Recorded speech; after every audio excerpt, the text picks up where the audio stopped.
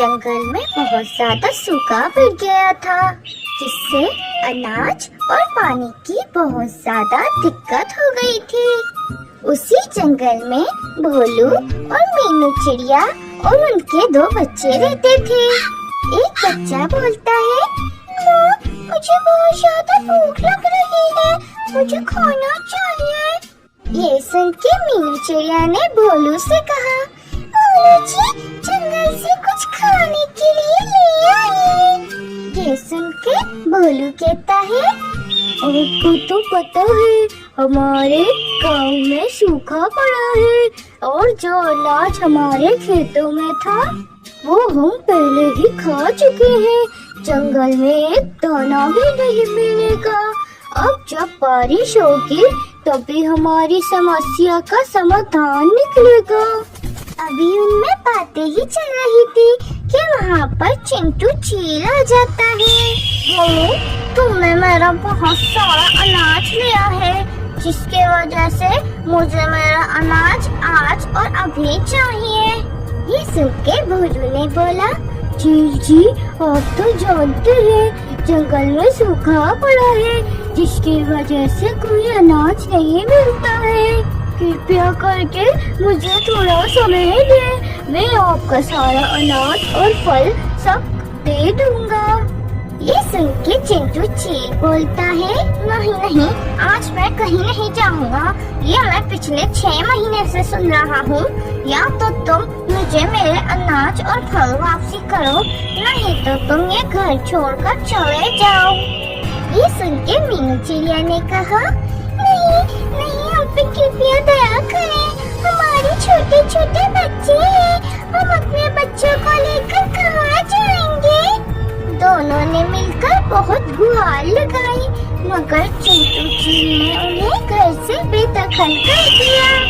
अब वे लोग घर की तलाश में इधर उधर निकलने लगे, घूमने लगे। फिर सब थक कर एक पेड़ के नीचे बैठ गए। तभी एक बच्चे ने बोला, माँ, मुझे खाना चाहिए, मुझे बहुत तेज भूख लग रही है। ये सुन के टुनटुन अपनी बेबसी में रोने लगी। इसका रोना सुन के वहाँ पर एक देवी आ जाती है। ये देखकर सभी डर गए। गोलू ने कहा, आप कौन है? मैं तुम दोनों का ऐसा रोता हुआ देखकर यहाँ आई हूँ। बोलो तुम लोगों को क्या चाहिए? उसके बाद मीनू चिड़िया और भोलू ने अपनी सारी समस्या वन देवी को बता दी। ये सुनने के बाद वन देवी ने उन्हें बहुत सारा अनाज और फल दिया। इसे देखकर वो लोग बहुत खुश हो गए। ये देखकर भोलू ने बोला, हमारा जैसा हाल सभी पक्षियों का है, जंगल में बहुत सूखा पड़ा है। देवी जी, ये सब कब खत्म होगा? हमारे जंगल में बारिश कब होगी? ये सुन के वन देवी ने बोला, तुम चिंता मत करो, हमारे जंगल में 2 दिन बाद बहुत तेज बारिश होगी, जिससे सारी समस्या का समाधान निकल आएगा। तुम ये अनाज ले जाके चील को दे देना और अपना घर वापसी ले लेना। इतना कहते वन देवी वहाँ से गायब हो जाती है। उसके बाद दोनों ने अपना घर चील से ले लिया। 2 दिन बाद जंगल में बहुत तेज बारिश हुई और जमीन, नदी, तालाब सब भर उठे और जंगल में पानी और खाने की समस्या भी दूर हो गई। कड़ी मेहनत और लंबे समय के बाद टूनी चिड़िया ने अपने लिए मजबूत लकड़ी का घर बना लिया था। मम्मा, आप हर साल नया घर क्यों बनाती हो? हम अपने पुराने घर में भी तो रह सकते हैं ना? बेटी, अगर हम अपना नया घर नहीं बनाएंगे तो तेज आंधी और तूफान में हम कहाँ जाएंगे? इसलिए हम सभी पक्षियों को हर साल नए घर बनाने होते हैं। ठीक है मम्मा, अब जल्दी से नए घर में चलो, मुझे नए घर के कोने कोने में उड़ना है। ठीक है बेटी, आप मेरे घर में खूब मस्तियाँ करो, मुझे जंगल से लकड़ियाँ लानी है, मैं लकड़ियाँ लेकर आती हूँ। इतना कह के मम्मा चिड़िया लकड़ियाँ लेने चली जाती है। वो लकड़ियाँ ढूंढ ही रही थी कि उसकी नजर एक सुंदर सी तितली पर जाती है जो कि शिकारी के जाल में फंसी हुई थी। मुझे इसकी मदद करनी चाहिए। फिर टोनी चिड़िया अपनी चोंच से जाल को काट देती है और तितली को बाहर निकाल देती है। फिर टोनी चिड़िया लकड़ियाँ लेकर घर आ जाती है। कालू जी, इस बार अपना नया घर मैं खुद बनाऊंगी। क्या बात कर रही हो गौरी? तुम्हें पता भी है कि घर कैसे बनता है? हाँ, मुझे पता है और आपसे तो अच्छा ही बनाऊंगी। कम से कम मेरा बनाया घर बारिश तो सहन कर लेता है। तुम्हारा बनाया घर तो पहली ही बारिश में डूब जाएगा और अगर तुमने घर बनाया तो पहली ही बारिश में हमें भीगना पड़ेगा। ये कहकर कालू कौवा जोर जोर से हंसने लगता है, परंतु गौरी कौवी को तो बहुत गुस्सा आ रहा था। बस कालू, इतना हंसने की जरूरत नहीं है। मैं लकड़ियाँ लेने जंगल जा रही हूँ और तुम भोजन की तलाश में जाओ। ठीक है गौरी, मैं जाता हूँ और तुम शाम होने से पहले अपने जंगल आ जाना। फिर कालू कौवा जंगल में भोजन की तलाश में निकल जाता है। वही गौरी कौवी भी लकड़ियाँ लेने अपने घोंसले से निकल जाती है। रास्ते में उसे टोनी चिड़िया अपना घर बनाए दिखाई देती है और गौरी कौवी वहीं रुक जाती है। अरे वाह छोटी चिड़िया, कितना शानदार घर बनाया है। हाँ बहन, इस बार मैंने अपना घर बहुत ध्यान से बनाया है। परंतु चिड़िया बहन, तुम्हारा तो घर पूरा बन गया है, फिर ये फालतू की लकड़ियाँ क्यों लगा रही हो? सादा लकड़ियाँ लगाने से घर की छत मजबूत रहेगी और बारिश का एक कतरा भी घर में नहीं आएगा। इस छोटी चिड़िया को तो घर बहुत अच्छे से बनाना आता है, तो क्यों ना मैं अपना घर भी एक छोटी चिड़िया से बनवाऊं और मेरी सारी टेंशन भी खत्म हो जाएगी। ऐसा सोच के गौरी कौवी टोनी चिड़िया से बड़े प्यार से बात करती है। चिड़िया बहन, मुझे तो घर बनाना नहीं आता और एक कालू है, उनको घर सही बनाना नहीं आता। वो एक तो बारिश में टूट जाता है। चिड़िया बहन, क्या तुम हमारी मदद करोगी घर बनाने में? क्या तुम हमारा घर बना दोगी? देखो प्लीज, मना मत करना। ठीक है, आप चिंता मत करें, मैं आपका घर बना दूंगी। बस आप मजबूत सी लकड़ियाँ जमा करके ला के दे दें। तुम चिंता मत करो, मैं अभी लकड़ियाँ लेकर आती हूँ, फिर तुम कल से घर बनाने का काम स्टार्ट कर देना। उसके बाद गौरी कौवी बहुत खुश होती है और चिड़िया भी अपना काम जल्दी जल्दी करने की कोशिश करती है।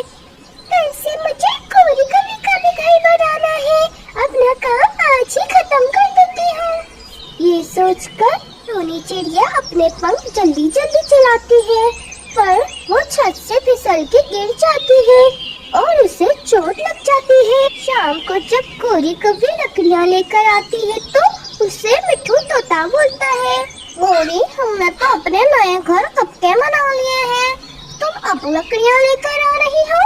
मिट्ठू तोते, गौरी कौवी घर बना के क्या करेगी? ये तो हर साल इनका घर टूट जाता है और ये इधर उधर मदद मांगने के लिए घूमते रहते हैं। अरे ओ कबूतर, चिंता मत कर, इस बार तो मेरा घर इतना मजबूत बनेगा कि तेरी ये गंदी आंखें बाहर निकल कर आ जाएंगी। अरे क्या कह रही है गौरी? अगर ऐसी बात है तो मैं तेरा घर देखने जरूर आऊँगा। आ जाना, जरूर आ जाना। मैं अपना घर बना लूँ तो फिर एक बार देखने आ जाना। ऐसा कहकर गौरी अपने घर आ जाती है और अपने पति कालू को घर बनाने की सारी बातें बता देती है। कालू जी, हमें घर बनाने की चिंता नहीं करनी अब, कल से वो चिड़िया आके हमारा घर बना दिया करेगी। क्या तुम सच बोल रही हो गौरी? ऐसे तो वो घर हमारा इतना मजबूत बनेगा कि वो घर हमारा सालों साल चलेगा। फिर अगले दिन गौरी चिड़िया को बुलाने उसके घर जाती है। वो अपने नए घर बनने की इतनी खुशी में थी कि वो चिड़िया के बाजू पे बंदी पट्टी भी नहीं देख पाती। चिड़िया अब तुम मेरे साथ चलो और मेरा मजबूत घर बना दो, बारिश का मौसम आने वाला है। गोरी बहन मुझे माफ कर दो, मैं आपका घर नहीं बना पाऊंगी क्योंकि मेरे पंखों में तो शदीद चोट आई है। क्या तुम मेरा घर नहीं बनाओगी? मैंने तुम पर विश्वास करके बहुत बड़ी गलती कर दी। फिर गोरी कभी वहाँ गुस्से से चली जाती है। मम्मा, ये गोरी आंटी तो बहुत बुरी है, इनने आपकी चोट के बारे में तो एक बार भी नहीं पूछा। बेटी, बड़ों के बारे में ऐसा नहीं बोलते। बारिशों के दिनों में हर पक्षी को अपना घर बनाने की चिंता होती है, इसलिए उसने ऐसा बोल दिया। गोरी, कहाँ है वो चिड़िया? आपके साथ नया घर बनाने में नहीं आई क्या? कालू, उस छोटी चिड़िया ने हमारे साथ धोखा किया है और अब घर बनाने से मना कर रही है। गोरी, मैं तो जानता था कि वो छोटी चिड़िया हमारा घर नहीं बनाएगी। चलो मैं अपना घर खुद ही बनाता हूँ। फिर कालू कौवा अपना घर जल्दी जल्दी बनाने लगता है और बारिशों से पहले उनका घर बन जाता है। कालू, इसे तुम घर बोलते हो? मुझे तो नहीं लगता कि हम कुछ दिन भी शांति से इस घर में रह पाएंगे। गोरी कौवी कालू कौवे के बनाए घर पे नुक्स निकाल रही थी, तभी वहाँ मिट्ठू और कबूतर भी आ जाते हैं। गोरी, ये है तुम्हारा घर। इस घर को देख के तो मेरी आंखें खुली की खुली रह गई। सच में ऐसा घर तो मैंने कहीं नहीं देखा। ऐसा कहकर मिट्ठू तोता और कबूतर जोर जोर से हंसने लगते हैं और गोरी कौवी को बहुत ज्यादा गुस्सा आता है। मैं उस छोटी चिड़िया को नहीं छोड़ूंगी, मैं उसका आज का पूरा हिसाब किताब लूंगी। देखती हूँ वो अपने नए घर में कैसे रहती है। फिर तेज बारिशें शुरू हो जाती हैं। रात का समय था, सभी पक्षी अपने नए घर में आराम कर रहे थे।